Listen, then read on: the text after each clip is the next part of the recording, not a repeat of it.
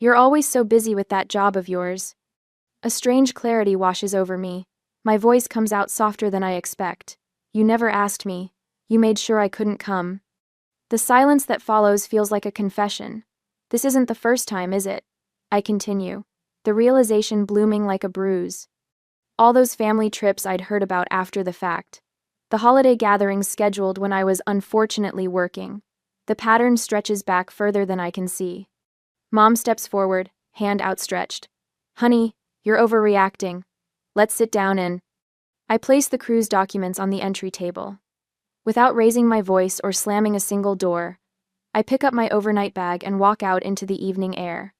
Behind me, I hear my mother call my name, but for the first time in 28 years, I don't turn back. 30 minutes later, my apartment feels too quiet after the confrontation at my parents' house. I dump my overnight bag on the couch and sit cross-legged on the floor, surrounded by photo albums and shoeboxes of memorabilia I've dragged from the back of my closet. The carpet scratches against my bare legs as I spread everything in a semicircle around me. The first photo album falls open to Christmas 2018, Harper unwrapping a MacBook. Cody getting his first car used but still worth thousands. Me holding up a scarf from Target with a $19.99 price tag still attached. My smile looks genuine in the photo. I remember believing it was all they could afford. I flip through old vacation photos, noticing a pattern I'd somehow missed for 28 years. Family trip to Yellowstone. Sorry, Rain. Someone needs to water the plants. Disney World. Your internship is that week, remember? Weekend in Napa. You wouldn't enjoy it anyway, honey. My phone buzzes. A text from Mom. We need to talk about this misunderstanding. Misunderstanding. As if finding evidence of deliberate exclusion could be misinterpreted. I silence my phone and pull my laptop closer, opening a spreadsheet titled Monthly Budget. Scrolling back through the entries, I highlight every transfer to my parents' account. $350, April. Dad's insulin costs went up. $1,400, June. Hospital copay for Dad's diabetes. $800, August. Mom's car needs transmission work. $2,800, last month. Family emergency fund. The last one hits hardest my Lake Tahoe money. Money they knew I'd been saving, tracking every extra design project, skipping lunches out, picking up weekend freelance work. Money they'd accepted while already holding cruise tickets with everyone's name but mine. My stomach clenches as another memory surfaces. Age 7. Watching Harper practice scales with her vocal coach while I sat at the kitchen table. Can I take piano lessons too? I'd asked Mom. We can't afford 2 kids in music lessons, Rain. Maybe next year. Next year never came. But Cody got guitar lessons 6 months later. The memories flood in faster now. Age 13. Sobbing at the kitchen table after learning I couldn't go on the 8th grade science trip to the Oregon coast. $400 is too much right now, Dad had said, patting my shoulder. 3 weeks later, they surprised Cody with a father-son camping trip that cost twice as much. College years, working 3 jobs while my siblings got their rent paid and car insurance covered. You're just so independent, honey, Mom would say. We know you can handle it. My phone rings again. Harper this time. I answer against my better judgment. Rain, this is ridiculous. You're making Mom cry. I found the cruise documents, Harper. It's not what you think. Her voice sounds rehearsed, like she's reading from a script. We meant to invite you, but Mom said you'd understand. You always do. The last 3 words hang between us. You always do. Not anymore, I whisper, ending the call. I walk to my bedroom closet and pull out a small box from the top shelf. Inside sits a shrink-wrapped jewelry-making kit, exactly like the one I begged for on my 9th birthday. The same kit Mom said was just too expensive before buying Harper her 3rd American Girl doll the following week. I bought this kit for myself last year on Etsy, $35. I've kept it sealed as a reminder, though of what, I never quite articulated until now. My phone pings with a text from Cody. This is BS, Rain. We've always included you. Then another. You're being dramatic. Then, fine. How much do you want to let this go? I set the phone face down as my doorbell rings. Through the peephole, I see Melissa holding a bottle of wine and takeout bags. My best friend since college, the person who's witnessed my dash to solve every family crisis for years. I figured you might need reinforcements. she says when I open the door. You look like hell. Found out my family's been deliberately excluding me from things for basically my entire life, I say, trying for casual and failing. Nothing major. Nothing major. Melissa steps inside, sets everything down, and pulls me into a hug that nearly breaks me. About damn time you noticed. What? She pulls back, eyes serious. Rain, I've watched you drop everything for your family for years. Last Christmas, you spent a month's salary on their gifts and got socks in return. They call you for money, babysitting, emotional support, but when was the last time they showed up for you? The question hangs in the air, unanswerable. My phone lights up with a voicemail from Dad. Your mother's very upset. You're being ungrateful after all we've done for you. All they've done for me, I repeat, a hollow laugh escaping. Later that week, my coworker James brings me coffee after I explain why I've been distracted. My parents played favorites too. He says quietly. It messes with your head, makes you think you're the problem. That afternoon, I sit in Dr. Eleanor Warren's office, my therapist of 6 months, explaining the cruise situation. What I'm hearing, she says carefully, is that you've discovered a pattern that's been there your whole life. This isn't normal family behavior, Rain. I always thought I was overreacting. My voice sounds small. You weren't, and now you have choices about how to respond. Back home, surrounded by evidence of years of unequal treatment, I make a decision. I text Melissa. I'm done being convenient. For the first time in my life, it feels like the truth. 4 days later, my phone buzzes for the 14th time today. Uncle Jerry, this time someone I speak to maybe twice a year at family gatherings. The voicemail he leaves sounds rehearsed. Rainy girl, your mother is worried sick about you. Family disagreements happen, but you can't just disappear. Call her back, sweetheart. I add his number to my growing block list and pour another cup of coffee. Mom has recruited the extended family cavalry. Yesterday it was Aunt Patricia, before that Cousin Megan. Each one reading from the same invisible script. Forgive and forget. Family comes first. You're overreacting. The doorbell rings. Through the peephole, I see Dad shifting from foot to foot, a paper bag clutched in his hands. For a moment, my finger hovers over the deadbolt. We haven't had a real conversation in years, just small talk about weather and his blood sugar levels. Now suddenly he wants to talk? I step back from the door. After 20 minutes, his car starts and pulls away. Later, I find a bag outside containing my favorite childhood cookies and a card that reads, "We need to talk. I miss you." The handwriting is Mom's. At work, an email from Harper circulates to several mutual friends. So worried about Rain. She's been acting strange lately, refusing to see family, ignoring calls. If any of you hear from her, please let us know she's okay. We're concerned about her mental state. I forward it to Dr. Warren with the subject line, Exhibit C. Her response comes within an hour. This is called flying monkeys. Classic family system preservation tactic. When Cody appears in our office lobby on Thursday, Tara from reception texts me a warning. I grab my laptop and slip out the back entrance, but he's waiting in the parking lot, leaning against my car. You can't avoid me forever, he says, arms crossed over his chest. His face has the same righteous look he wore when we were kids, and he'd blame me for something he'd done. I'm not avoiding you. I'm refusing to see you. There's a difference. I keep my keys between my fingers, though I know I won't need them as a weapon. Cody's anger has always been loud but harmless. You're tearing this family apart, he says, voice rising. Mom barely sleeps. Dad keeps checking his phone. The kids keep asking where Aunt Rain is. A laugh escapes me before I can stop it. I'm tearing the family apart? I didn't plan a cruise without you. That was different, we thought. You thought what? That I wouldn't find out? That I'd keep giving you money forever while you all enjoyed vacations I paid for but wasn't invited to? His face reddens. It wasn't like that. We've been planning this cruise for 8 months, Mom thought. 8 months. The word hits me like a physical blow. I canceled my Lake Tahoe trip exactly 8 months ago. 8 months. I repeat, my voice steady despite the trembling in my chest. You planned this cruise while telling me to cancel my vacation because money was tight and the family needed my savings. Something shifts in his expression. A flicker of shame quickly replaced by defensiveness. You always help out. It's what you do. The parking lot around us blurs slightly as clarity washes over me. I was never really part of this family, was I? I was the backup plan, the safety net, the ATM. That's not fair. Thank you for watching.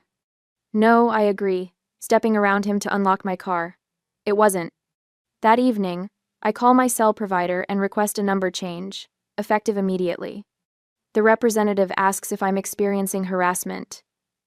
Family, I say simply. Say no more, she replies. The new number will be active within the hour. At the bank the next morning, I close the joint account my parents have had access to since college. The balance shows 17 withdrawals in the past year, none made by me. I transfer the remaining balance to my personal account and request a new card. When the invitation to Harper's anniversary party arrives, I write, "I'm unavailable" on the RSVP card and mail it back the same day. The invitation to the family, 4th of July picnic, receives the same response. I set up an email filter that automatically replies to family messages with, "Thank you for your email. I am currently unavailable. XCOM, explained at ADI." With each boundary, my breathing comes easier. That same night, the travel agency website glows on my laptop screen as I enter my credit card information. 1 round-trip ticket to Barcelona. Departure in a month. I've always wanted to see Gaudi's architecture. The confirmation page appears, and for the first time in months, I smile a real smile that reaches my eyes. I pull a cardboard box from under my bed. Inside are childhood photos, report cards my parents never displayed, participation ribbons from events they never attended. I slide the box onto the top shelf of my closet.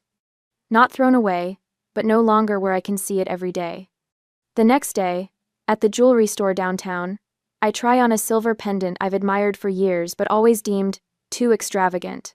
The weight of it against my collarbone feels right. The sales associate wraps it in tissue paper, but I ask to wear it now. This purchase isn't revenge, doctor. Warren says during our Thursday session, noting the necklace, "This is reclamation. You're reclaiming resources that have always been yours to use." Next week, when my phone rings with an unfamiliar number, I almost ignore it, but something makes me answer. "Rain?" Harper's voice sounds panicked. "Thank God. Your number was disconnected and I had to call everyone to find you. The babysitter canceled and I'm still on the cruise. Can you take the kids tomorrow? It's an emergency." "I'm unavailable," I say, using the same words I've written on every RSVP card. But, "I'm unavailable," I repeat, and end the call. The next day, Melissa and I are sharing lunch when another unknown number appears. Cody this time, voice tight with stress. "My car broke down. The repair shop wants $800. Can you transfer it to my account? I'll pay you back next month." "I'm unavailable," I say, and hang up before he can respond. The final call comes 3 days later, while I'm booking a food tour in Barcelona. Mom's voice wavers between anger and panic. "The mortgage payment is due tomorrow and we're short. Your father's medical bills this month were higher than expected. We just need a little help, like you've always done." I watch a video of La Sagrada Familia while she speaks. The cathedral has been under construction for over a century, yet stands magnificent even in its incompletion. "I'm unavailable," I say. The silence on the other end stretches until I think she might have hung up. Then, in a small voice I've never heard before, she asks, "What are we supposed to do without you?" The question contains the truth they've never acknowledged. They need me far more than I need them. "Figure it out," I say, and press the red button on my screen. I stare at the Gaudi-designed ceiling in the video, its organic shapes reaching skyward like a forest made of stone. I count the days until my flight. I count the days until I walk those halls myself, alone but not lonely, carrying nothing but what I choose to bring. For the first time in my life, the weight of family obligation lifts from my shoulders, and I stand straight and tall. A week after the cruise, my phone buzzes with the 23rd text message since breakfast. I glance at the screen Cody again before silencing it completely. They returned from Alaska, and the desperation in their messages grows by the day. "We need to talk about what happened. Dad's blood pressure is through the roof because of this. Can you at least tell us you're alive?" I set my phone face down on my desk, noticing how my pulse no longer races when their names flash across my screen. The smallest victories still feel monumental. My coworker James glances over from his monitor. "Family still blowing up your phone?" "Like clockwork," I reply, turning back to my design project. "They just finished a luxury cruise and they manipulated me out of my vacation money to help fund." Now they're shocked I won't respond to their messages. James whistles low. And they seriously expected you to just forget about it? They expected me to forgive it, like I always do. Later that evening, Melissa flops onto my couch with 2 glasses of wine. Harper called me today, said she's spending a fortune on professional childcare since you vanished. I accept the glass, feeling a twinge of something not guilt, but surprise at its absence. How terrible for her to pay for a service the rest of us have to pay for. She also mentioned your mom is planning some kind of family emergency to lure you back. My laugh comes so suddenly it startles us both. Of course she is. Emergency is her love language. The following morning, an unfamiliar number lights up my screen. Against better judgment, I answer. Rain? My Aunt Deb's voice trembles. Thank goodness. Your mother said you might be having a breakdown. She asked me to check if you're okay. The manipulation is so transparent it borders on comical. I'm fine, Aunt Deb. Better than I've been in years, actually. Oh. Confusion colors her voice. Then why aren't you returning anyone's calls? Your father tried that old guilt trick he used when you were little, you know, the one about teaching you to ride a bike? I smile, remembering the voicemail where he mentioned the bike lessons he never actually completed. How he pushed me down our steep driveway and walked away when I crashed, calling it learning independence. Meanwhile, Harper learned with his hand steady on her seat the entire time. Tell them I'm unavailable, I say simply. 4 days later, Harper's text arrives. The kids are devastated without Aunt Rain. Max cried himself to sleep asking for you. The same Max who sees me 3 times yearly at most. The same nephew who called me Rain Lady last Christmas because he'd forgotten my name. Cody's approach shifts from casual requests to barely contained fury. Mom and Dad might be walking on eggshells around you, but I'm not. Some sister you turned out to be. My car payment is due Monday. Uncle Pete's annual family barbecue arrives, the gathering I've never missed in 15 years. I send my regrets this year. My cousin Jamie calls the next day. It was the strangest thing. She says, your empty chair became this. Presents everyone kept glancing at. Aunt Susan made excuses about where you were until Uncle Pete asked straight out what happened. What did she say? She tried the Rain's just busy with work line, but then your dad mentioned something about a cruise. And Aunt Catherine asked why you weren't invited. Jamie's voice drops to a whisper. The whole place went silent. Catherine was furious, said she'd never exclude one of her kids like that. Others agreed. Your mom left early with a migraine. The image makes me smile as I glance around my apartment.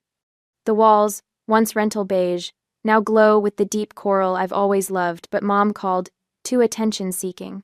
Abstract art I've chosen hangs where family photos once dominated. My promotion letter sits framed on my desk, the one I earned after finally having evenings free to work on the portfolio I'd postponed for years of family emergencies. My banking app pings. Another automatic savings deposit completed. Without the constant loans to my family, the numbers grow steadily each month. I've finally scheduled that trip to Spain. The confirmation sits in my inbox like a promise kept to myself. The doorbell rings on a Tuesday evening. Through the peephole, I see Mom standing there, her umbrella dripping, eyes red-rimmed. For a moment, my finger hovers over the lock, old habits rising like floodwater. I open the door but block the entrance. Rain, her voice breaks. Thank God. We've been so worried. I wait, saying nothing. We're going to lose the house. The words tumble between sobs. The second mortgage. Your father's medical bills. Please help us one last time. Her hand reaches for mine, familiar in its expectation of compliance.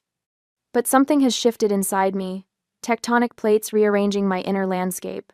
If I were the one standing here, I ask quietly, jobless, broke, desperate, would you take me in? The question hangs between us. Mom's mouth opens, closes, opens again, but no sound emerges. Her silence answers more honestly than words ever could. I nod once, understanding completely. Then I gently close the door. 2 days later, after the terrible encounter with my mother, the hostess at Bellini's leads me to the back of the restaurant. My heart thuds against my ribs when I spot them. Mom, Dad, Harper, and Cody, all seated at my favorite corner booth beneath the stained glass window. The same booth where we celebrated my college graduation 6 years ago. The only family celebration that was ever about me. Right on time, Mom says, with a brittle smile that doesn't reach her eyes. Melissa squeezes my elbow before sliding into the booth beside me, her presence a silent declaration that I won't face this alone. The manila folder in my hands feels heavier than it should. Dad clears his throat. We appreciate you agreeing to meet with us, Rain. His voice carries the formal tone he reserves for bank managers and car salesmen. Though you could have come alone, Harper adds, glancing pointedly at Melissa. Cody leans forward, elbows on the table. We need to put this whole misunderstanding behind us. The family isn't the same without you. They take turns speaking, their words flowing with practiced precision. Dad reminds me how they paid for braces when I was 12 and bought me a used car for high school graduation. Mom dabs at invisible tears, her voice trembling as she recounts the sacrifices they've made for this family. Harper and Cody alternate between guilt trips and appeals to family loyalty, their words overlapping in a choreographed dance. I wait until they finish, my fingers tracing the edge of the folder. Their speeches hang in the air like stale perfume. May I speak now? My voice comes out steadier than I expected. 4 pairs of eyes blink in surprise. I've never asked permission to speak before. I open the folder and place a spreadsheet on the table. This is a record of every financial contribution I've made to this family over the past decade, totaling $37,842. I tap the bottom figure. That includes the $2,800 I gave you for Dad's medical bills the same week you paid for your Alaska cruise. Mom's hand flies to her throat. I'm not finished. For the first time in my life, I interrupt her. The restaurant seems to grow quieter around us. I lay down a timeline next, handwritten on graph paper. Here's a record of family vacations, holiday gatherings, and celebrations going back 15 years. The highlighted dates are events I wasn't invited to or was told were canceled due to money concerns. Yellow highlighter covers nearly half the page. And this, I continue, placing a photograph on the table, is the jewelry-making kit I begged for when I was 9. The one that was too expensive at $35. I bought it myself last year. I keep it sealed as a reminder. My voice doesn't rise, doesn't crack, yet somehow it fills the space between us, stronger than their rehearsed speeches and louder than their demands. Other diners have fallen silent. A waiter hovers nearby, unsure whether to approach. Mom stares at the papers, her makeup-perfect face draining of color. Dad shifts in his seat, tugging at his collar. Harper studies her hands. Only Cody meets my eyes, his expression hardening. So what? Dad suddenly slams his palm on the table, making silverware jump. We've always done everything for you. You've never appreciated everything we've sacrificed. The outburst draws stares from nearby tables. I feel Melissa tense beside me, but I remain calm. Then it should be easy. I say softly, to name 3 things you've done for me that you didn't do for Harper or Cody. Just 3. Just 3. The silence that follows stretches so long I can hear the kitchen staff calling orders. Dad opens his mouth, closes it. Mom's face crumples, not in the controlled way she uses to manipulate, but in genuine distress as realization dawns. A tear smudges her mascara, something I've never seen before. Harper's eyes widen as she glances between our parents, seeing their failure to answer what should be a simple question. Cody slumps back against the booth, the fight draining from him. I don't hate any of you, I say, gathering my documents back into the folder. But I can't keep pretending.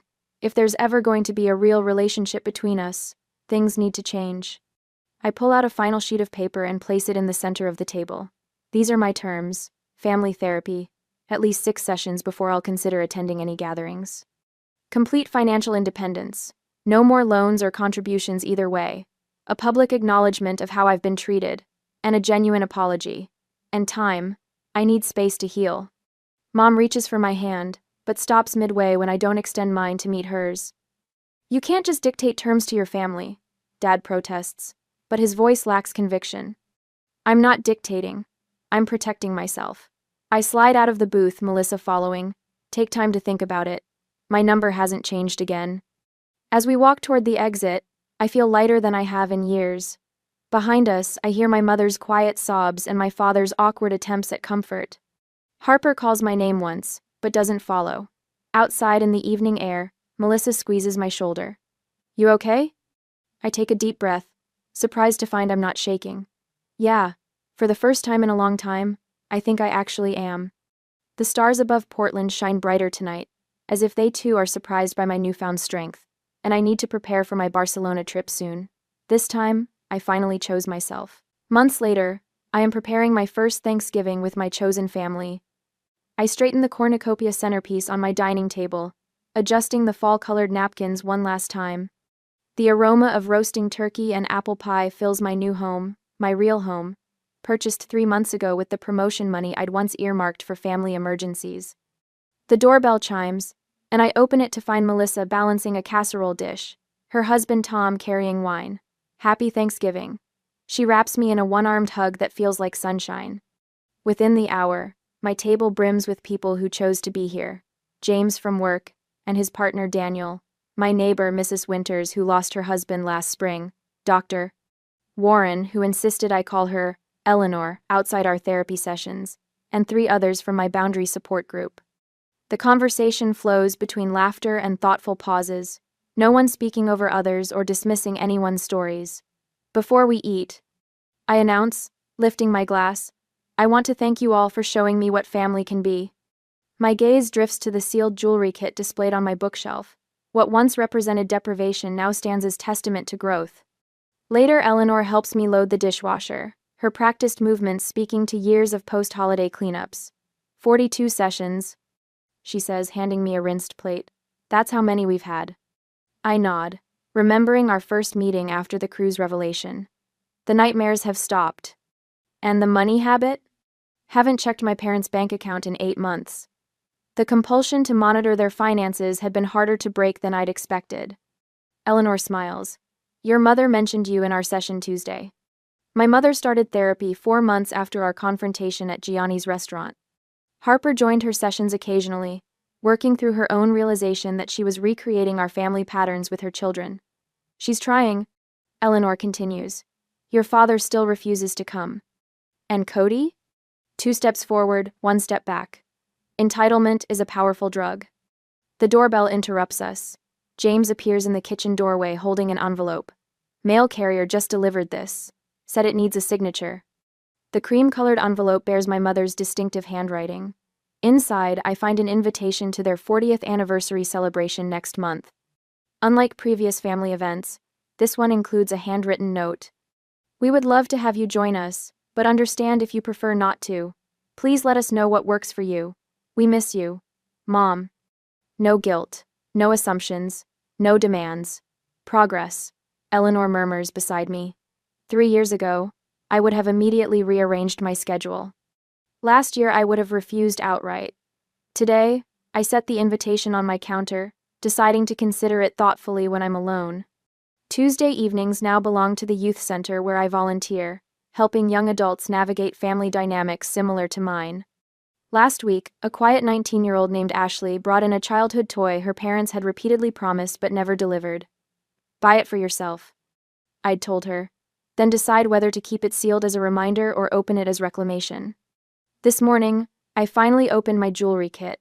The turquoise beads caught the light as I strung them into a necklace, not perfect, but entirely mine. My guests depart with warm hugs and leftovers in containers they'll actually return. The house quiets. I stand by my living room window, fingering my handmade necklace while watching the sunset paint the sky in colors that promise tomorrow. For the first time in 29 years, I look forward rather than back.